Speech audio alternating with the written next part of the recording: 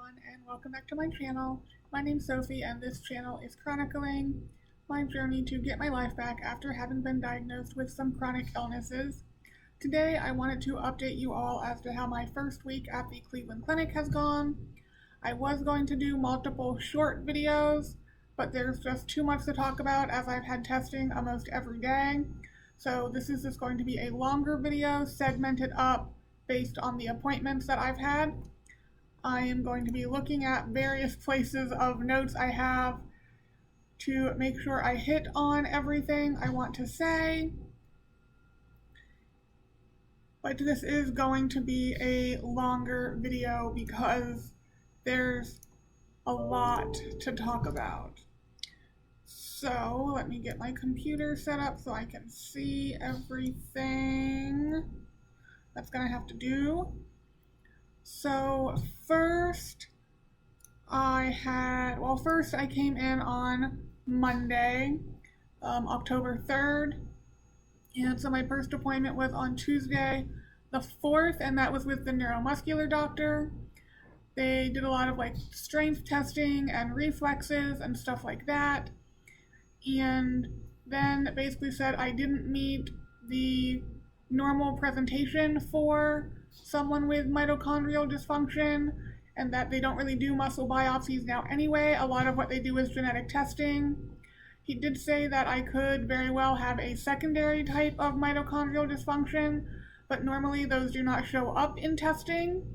And he recommended something like a cardiopulmonary rehab, which I have already done last year. He did order some testing though. He ordered testing for autonomic dysfunction, so another tilt table test, as well as a QSART, which is to see how my sweating reflexes are, but those could not be scheduled until February, and I'm not sure whether or not I will keep those appointments. I just haven't decided at this time. Then he also ordered an EMG or electromyography, and that is being done on Wednesday the 12th. So I will let you guys know how that goes in next week's update. And he said if the EMG is abnormal, that we would look into doing some more testing, possibly like the biopsy or something else. But he's not expecting it to be abnormal because in his experience, patients with sort of this secondary issue, their EMGs are normal. So we'll see what happens with that. I don't really know what to expect. I know it's an uncomfortable test, but hopefully it's not too bad. But that is where we are from the neuromuscular standpoint. We did not get the muscle biopsy like I was hoping for and like the internist has suggested. I did message the internist and she basically said, he's the specialist, see what happens with the test he's ordered and go from there. So we'll see what happens.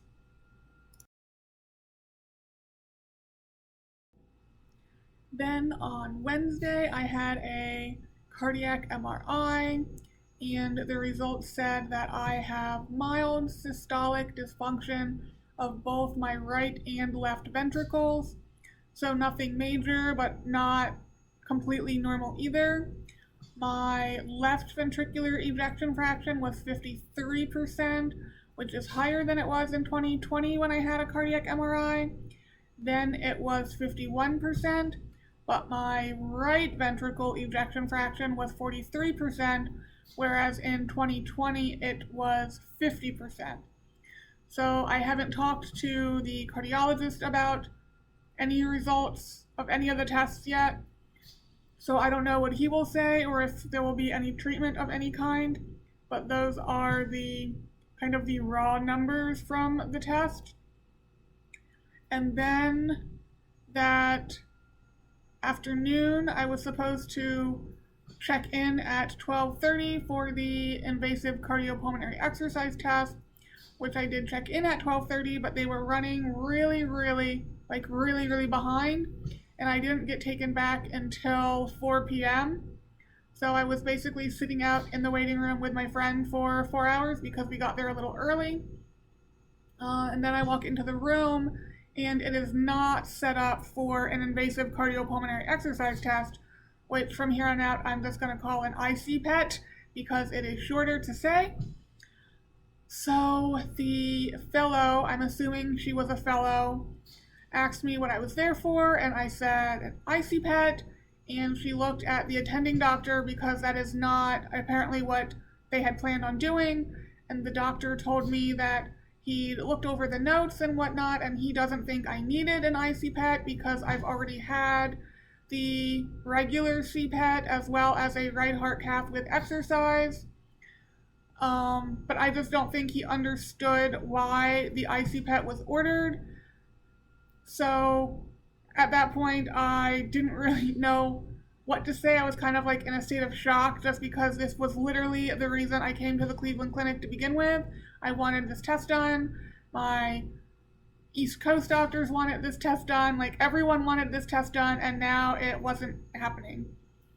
So what I did get done was a right heart cath with exercise, which if you go back to last December's video, I made a whole video about that. I did ask for them to put in an atrial line to draw arterial blood gases from, because they weren't going to even do that. I wanted them to be able to calculate the oxygen difference between arterial and venous, and they tried at least like 10 times. My arm doesn't look too bad now, but you can see like it's bruised. It's not as swollen as it was. But even with ultrasound guidance, they tried, like I said, like 10 times, and they were not able to get an arterial line in me. I had told them I was a heart stick. They did not believe me. They thought the ultrasound would make it easy, but it did not. They do inject you with lidocaine to numb you, so it wasn't horrible, like all the getting sticked, but the lidocaine numbing is much more painful than like a normal arterial blood draws that I've had in the past. Even though they've had to like go fishing for the artery, it really burns a lot. They also numbed my neck for the right heart cath. You probably couldn't see that because the lighting changed. It's just a little stick mark. And again, it really burns. I would almost prefer they had not done that and they just did it without anything. They did not use the conscious sedation like I got in December, so I did not get any like Versed or fentanyl or anything like that. They instead used the lidocaine, and again, I do not like it. I wish they would have done like either nothing at all or the conscious sedation, but it is what it is. They tried probably for an hour or so to get the arterial line in me, and then we finally just got started. So we did the progressive exercise, and now I really have to look at my notes because I'm going to talk numbers.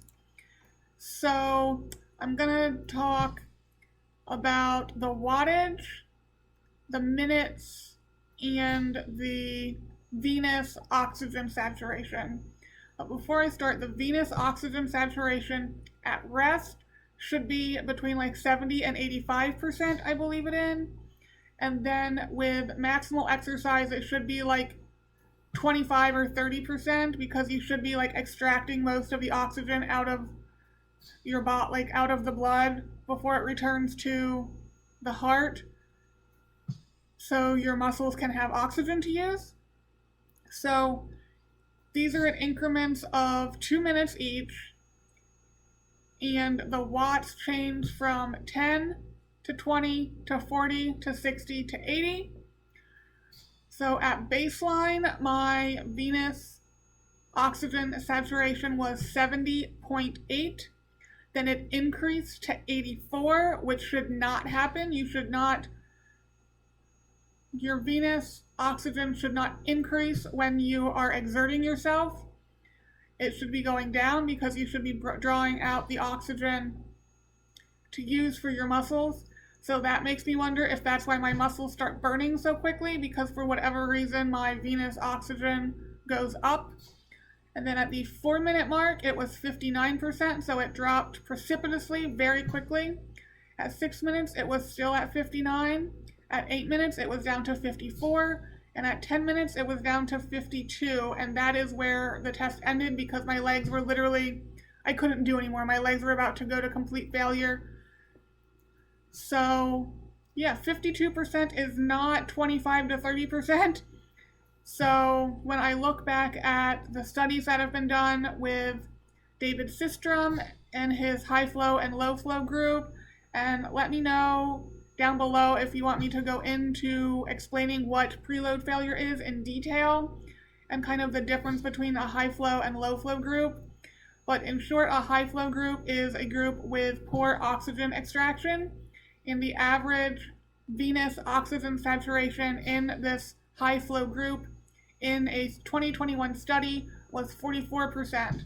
So mine is higher than that, which is like a poor oxygen extraction, but we don't have all the data that the study has that I'm referring to because we did not do the invasive cardiopulmonary exercise test.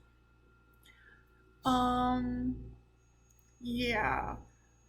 Words cannot really express how disappointed, I guess, I am that it wasn't done. Again, I haven't talked to the cardiologist about it. I will be talking to him early next week. He did call, but I was getting another test done at the time, so I could not speak to him. So when I update you guys next week, I will let you know what the cardiologist has to say about both the right heart cath with exercise as well as the cardiac MRI.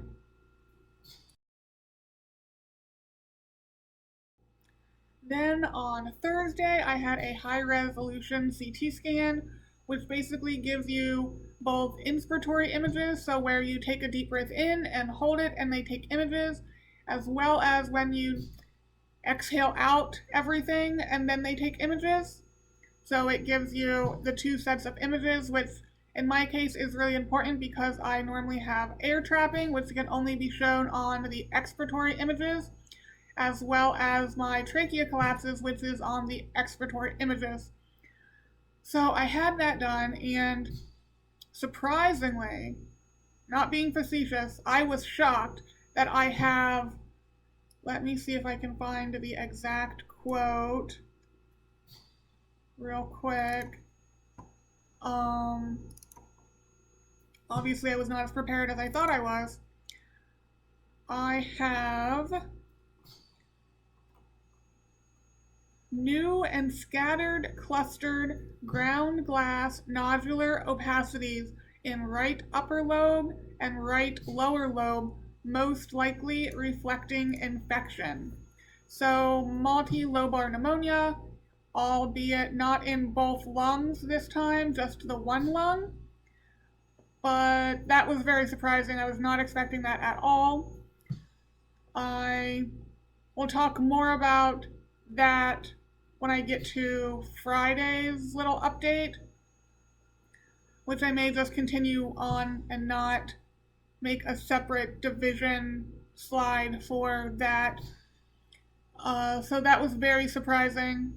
And it just goes to show you, just because someone is presenting like they are fine, like obviously I'm not walking around acting like I have pneumonia, but I do, that you really can't judge a book by its cover. You really do need to do like investigation and listen to what your patient is saying is wrong. And sometimes even if your patient doesn't say anything's wrong, you can get a surprise like this. Then on Thursday, I also had a COVID test because they do COVID tests for all their procedures, but oddly enough, I did not need one before the right heart cath with exercise. I don't know why, I'm not complaining, but I did have to get one for the bronchoscopy, which I had yesterday, which was Friday. So the bronchoscopy, once again, I was supposed to be there at 12:30, and once again, I was not called upstairs until 4 p.m. I don't even know what to say. I'm very disappointed that the wait was so long. I understand that they don't know how long procedures will take, but when you know you're running that far behind, I just think it would have been really nice for them to have called me and let me know so I could maybe have came an hour or two later than I did, because again, I was there at 12:30, and I was waiting until 4 p.m. But I get up there and they gave me a nebulizer of lidocaine to numb my airway. And then when I got in the back, like in the actual bronchoscopy suite, they had me gargle lidocaine to really like numb my airway. And I was awake the whole time. And I don't mean like a conscious sedation type of awake, I mean fully awake.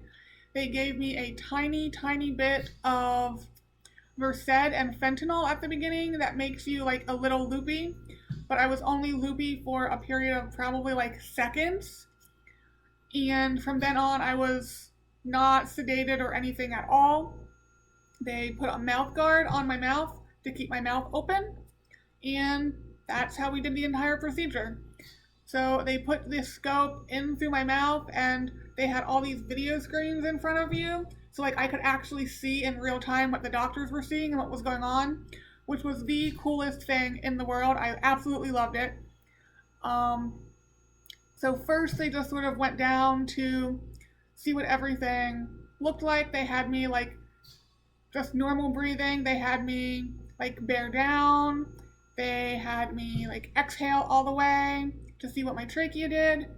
And when I am sitting at a 30 to 40 degree angle, my trachea collapses 80% plus. Then what they did was they laid me flat. I never ever lay flat. I hate laying flat. And then they did the same thing. They had me do normal breathing, and even with normal breathing, it was collapsing significantly more than when I was at 30 to 40 degrees.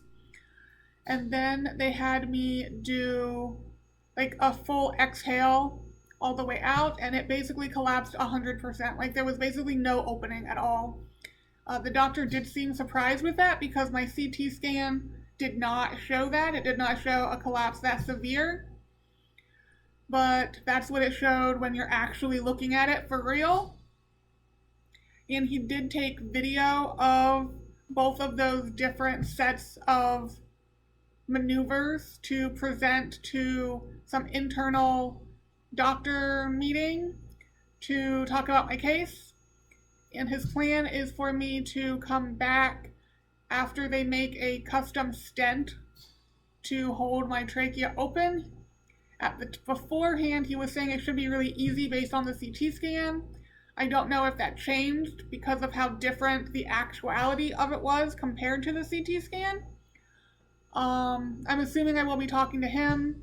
We did do a bronchial lavage or a bronchial wash, which is where they instill some normal saline fluid into your lungs and then like draw it out, and they see what grows. They can run different tests on the fluid to see what's there, and that can help make diagnoses for different lung diseases.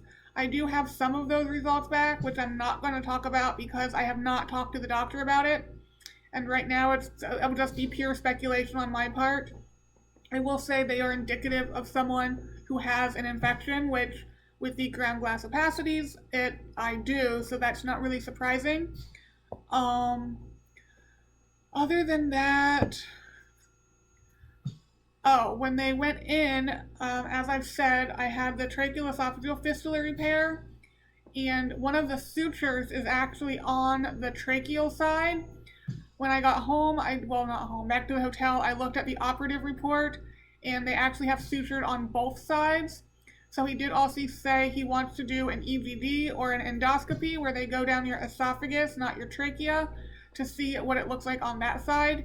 And he wants the sutures removed because I actually had mucus built up along the suture that they had to suction off. And he said, basically, if it hasn't healed itself after being sutured for this long, like it's not going to heal. And then I told him I was having difficulty recently with after eating, kind of needing to clear my throat, like being wet after eating. And he said that's concerning to him because he's wondering if there's a fistula, like if it's leaking. So there's that. But yeah, I think that is going to do it for the gist of things. I'm sorry this video is long, but there was a lot to cover, and obviously I could go on and on like in more detail about the procedures or whatever. Let me know if you guys want me to, like if you want me to go into deeper discussion about anything that I've mentioned in this video.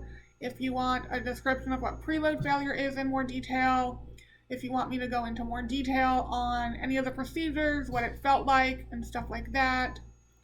I did ask for a copy of the video he took. I don't know when I will be getting that.